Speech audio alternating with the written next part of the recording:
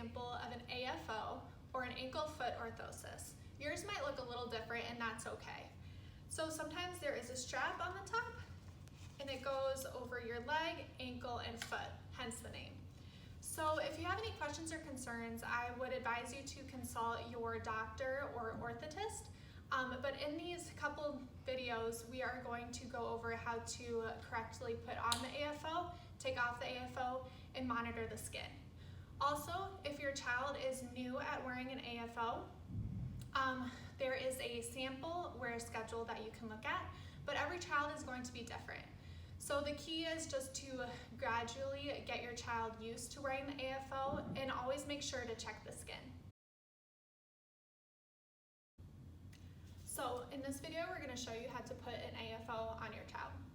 So first things first, you always want a layer between the skin and the AFO. This prevents rubbing of the AFO on the skin, and especially if your child starts to sweat, the sweat can cause irritation, so it's always a good idea to have a layer, either a sock or a stocking. So Allie has already put her sock on her leg. You want to make sure that it's wrinkle-free because wrinkles can also irritate the skin. So to put the AFO on the child, you put the heel all the way back, and then if there is a strap on, then you make sure that it is snug and comfortable. Some AFOs will have a strap down here, and this is the time where you would strap the ankle as well. Thank you. And so once you have the AFO on your child, you are going to put it in the shoe. And it is important to have a nice sturdy shoe. AFOs don't usually work in sandals or flip-flops. So a nice solid tennis shoe. And if you have any questions or concerns about the shoe your child is wearing, please consult your orthotist or physician. And sometimes you might have to go a size up in order for the AFO to fit in the shoe. So you want to loosen it up, take apart the laces a little bit, and slide the AFO into the shoe. And you want to tie it up nice and snug, and that's how you put on an AFO. And if it's easier for you to put the AFO in the shoe first and then the leg, you can do so, but just figure out what works best for you and your child. Now I'm going to show you how to take off an AFO. So you start with the shoe, unlace the laces, loosen it up so it's nice and wide, and slide the shoe off the child. Then you undo any straps.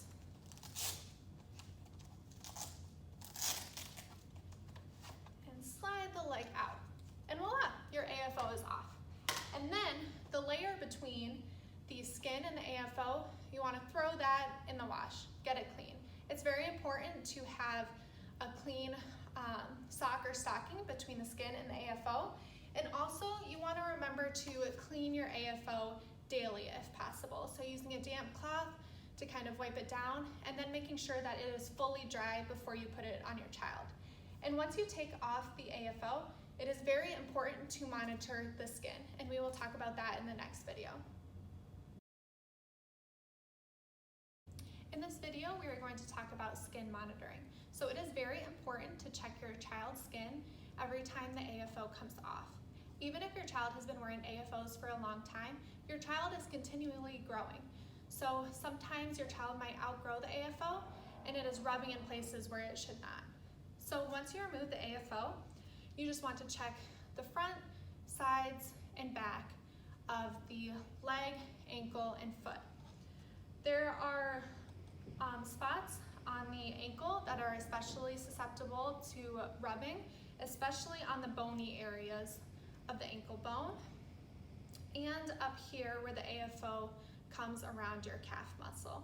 So just doing a thorough check to see if there's any redness that lasts longer than 30 minutes, any blisters, swelling, or anything abnormal.